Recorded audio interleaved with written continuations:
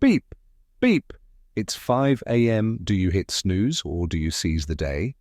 What if I told you that this simple choice could be the difference between an ordinary life and an extraordinary one?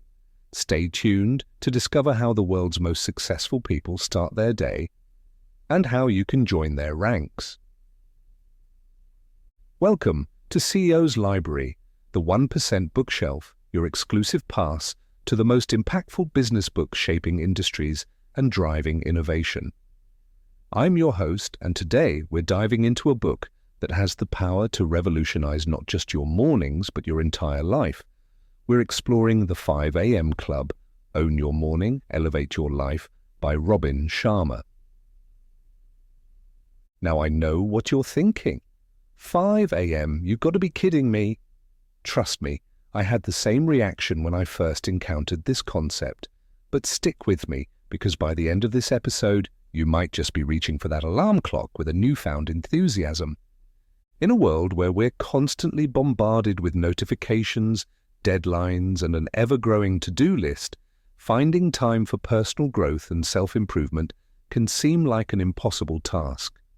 We're all fighting an uphill battle against the chaos of modern life. But what if I told you there was a way to reclaim control of your day, to carve out time for yourself before the world demands your attention? That's exactly what the 5 a.m. Club promises. And today, we're going to unpack how this simple yet powerful concept can transform your life. Let me paint a picture for you. Imagine waking up to the soft glow of dawn, the world still quiet and full of possibility. While others are still lost in dreams, you're already up, energized, and focused on becoming the best version of yourself. This isn't just a fantasy, it's the daily reality for members of the 5 a.m. Club, and it could be yours too. But before we dive deeper into the book's insights, let's talk about why this matters. In my years of interviewing CEOs and industry leaders, I've noticed a common thread. The most successful people are intentional about how they start their day. They don't leave their mornings to chance or let the demands of others dictate their schedule. Instead, they take control of those early hours, setting a powerful tone for the rest of their day. I remember talking to Sarah, the CEO of a fast-growing tech startup. She told me, I used to wake up to a flurry of emails and start my day in reactive mode. I felt like I was always playing catch-up, but when I started waking up at 5 a.m. and dedicating that first hour to myself, everything changed. I went from feeling overwhelmed to feeling in control. My productivity skyrocketed, and more importantly, I felt centered and ready to take on whatever challenges came my way. Sarah's story isn't unique. It's a testament to the transformative power of owning your morning, a concept that's at the heart of Sharma's book. So let's break down what the 5 a.m. Club is all about and how you can harness its principles to elevate your life. At its core, the 5 a.m. Club is built on a simple premise: win the morning, win the day. Sharma introduces us to the concept through a story of three strangers who meet an eccentric billionaire. This billionaire, who built his fortune by rising at 5 a.m. every day, takes these individuals under his wing and teaches them the secrets of early rising and how it can lead to exceptional productivity, vibrant health, and personal fulfillment. The centerpiece of the book's philosophy is the 20-20-20 formula. This is where the rubber meets the road, folks. Once you're up at 5 a.m., here's how Sharma suggests you spend the first hour of your day. First, dedicate 20 minutes to intense exercise. This isn't about leisurely stretching or a casual stroll.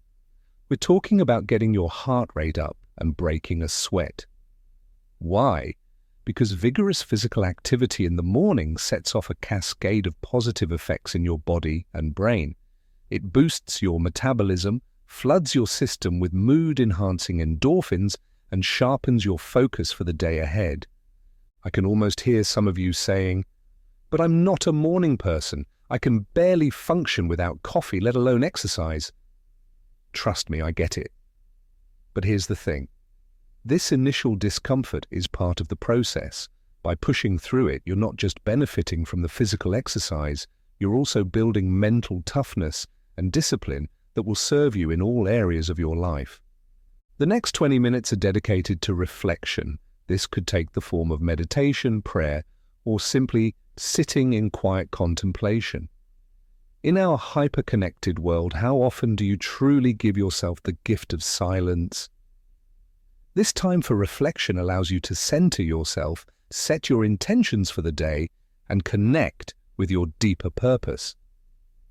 I remember talking to Mark, a successful entrepreneur, who told me, "Those 20 minutes of reflection have become the cornerstone of my day. It's where I visualize my goals, express gratitude, and mentally prepare for the challenges ahead." I've found that this practice has not only made me more productive, but also more resilient in the face of setbacks. The final 20 minutes are devoted to personal growth. This is your time to learn, to feed your mind with inspiring and educational content. Read a few pages of a great book, listen to a podcast like this one, or study a new skill. The key is to make this time intentional and focused on your personal and professional development. Now, I know what you're thinking. This all sounds great in theory, but is there any science behind it? The short answer is yes, absolutely.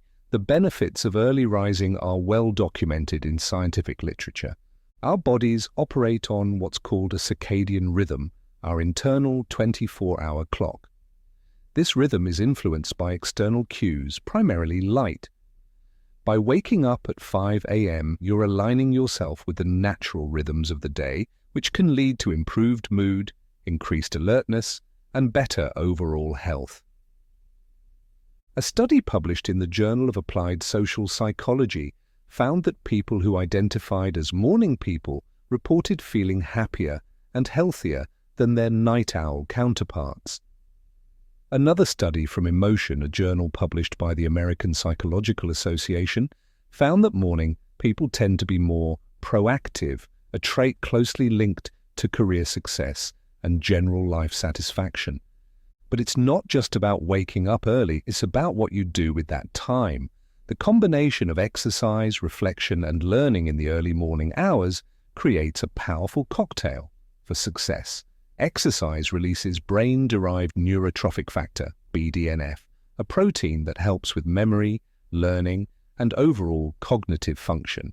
Meditation and reflection have been shown to reduce stress, improve focus, and increase emotional intelligence. And consistent learning, especially in the morning when our minds are fresh, can significantly boost our cognitive abilities and career prospects. Now I can already hear some of you protesting, but I'm just not a morning person. I've tried waking up early before, and it was a disaster. I hear you. Changing your sleep habits isn't easy. In fact, Sharma acknowledges this difficulty in his book and introduces the concept of the 66-day challenge. According to research, it takes an average of 66 days for a new behavior to become automatic. This means that for just over 2 months, waking up at 5 a.m. is going to feel like a struggle. You're going to want to hit that snooze button. You're going to question why on earth you're putting yourself through this. But if you can push through those 66 days, something magical happens. The habit becomes ingrained, and what once felt impossible becomes your new normal. Sharma offers some practical tips for making this transition. 1. Start gradually. If you currently wake up at 8 a.m., don't immediately jump to 5 a.m. Start by setting your alarm 15 minutes earlier each week. 2. Prepare the night before. Lay out your exercise clothes, have your book ready, set up your meditation space. Remove any friction that might tempt you to stay in bed. 3. Make your bedroom a no-phone zone.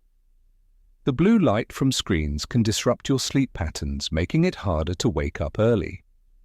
4. Be consistent, even on weekends.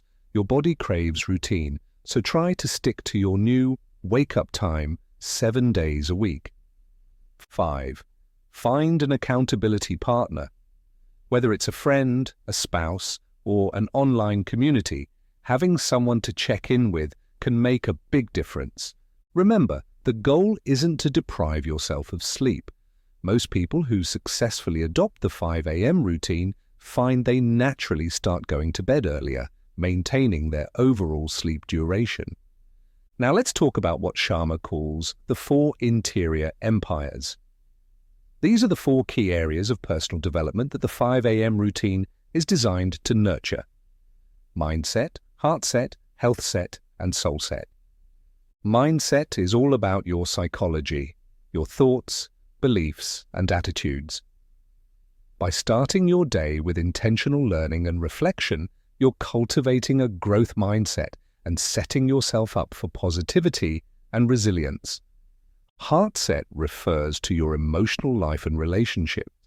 The early morning hours provide a perfect opportunity to practice gratitude, forgiveness, and self-love, strengthening your emotional intelligence and improving your interactions with others.